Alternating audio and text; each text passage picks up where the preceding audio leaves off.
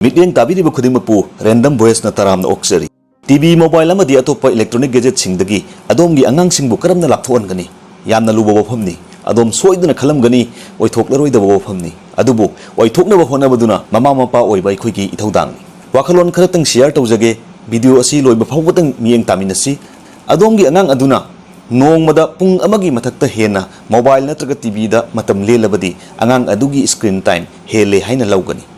screen time haibadi angang amana nongmada TV amadi mobile gi screen da leliba apunba matam adubuni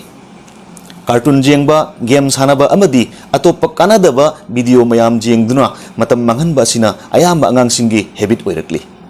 asita sunatana pikliba angang phawba TV natraga mobile da makoina yengingliba video adu jenghandrabadi saba thakpada ningai tawbana chingba mawmomgi matau thengnari Haujikti pandemic ki matam asida online class ki mingda angaangsingna mobile sizinabagi chang atai su soidna helamgani adubu mama mapa oiba singa tangai phadana khangjinbigadabadi virtual learning method tagidi traditional learning method na hena aphaba amadi mai pakpa mahi tambagi pambaini screen time jamna henba angaangsing haibadi TV mobile amadi atoppa electronic gadget jamna sizinaba angaangsingda oiba side effect khara panjarabada mit soklakpa larik laisuda puning changlakhtaba mina haiba taningdaba psychological problem oirakpa amadi social oiraktaba asina singmani maru oina social oiraktaba haibadi angang adu jumgi leiriba imung manungi miyoising mari mata amadi leirak lekai gi miyoisinga wangangna ningdaba puningdaba loinana marup mapisa singa tinaningdaba miyoibagi khulon discipline kausilakpa asini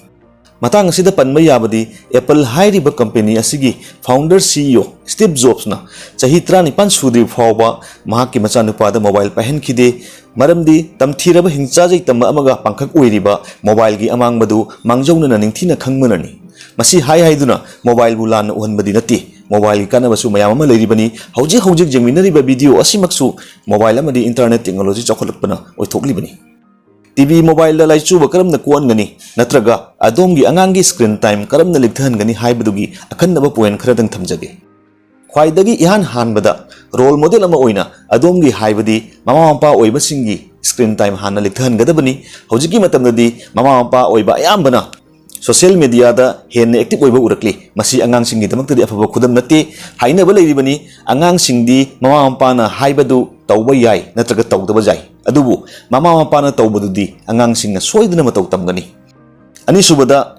thina ngang chaiduna mobile munbagi mahutta angang singduga loinana direct laisuga mari leinaba video sing jaminaba amadi project sembada mateng pangsin biduna mobile bukana ba positive oiba mawongda sijinaba tambigadabani ahum subada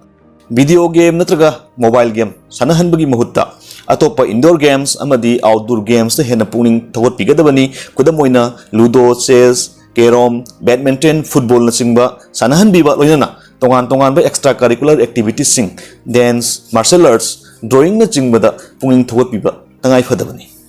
mari subada yumamada ahan singi marakta angang amakatang leiba oirabadi jumthangnabada leiba atoppa angang singa tinahanba sanaminahanba amadi ahan singa wari watai sanahanduna social relation karamna thamgani takpigadabani tijin humjin bagi matungina matomta leiba angang singna TV mobile laichu bagi sangsi heli haina phongdurukli maram aduna hen na section matangai phadabani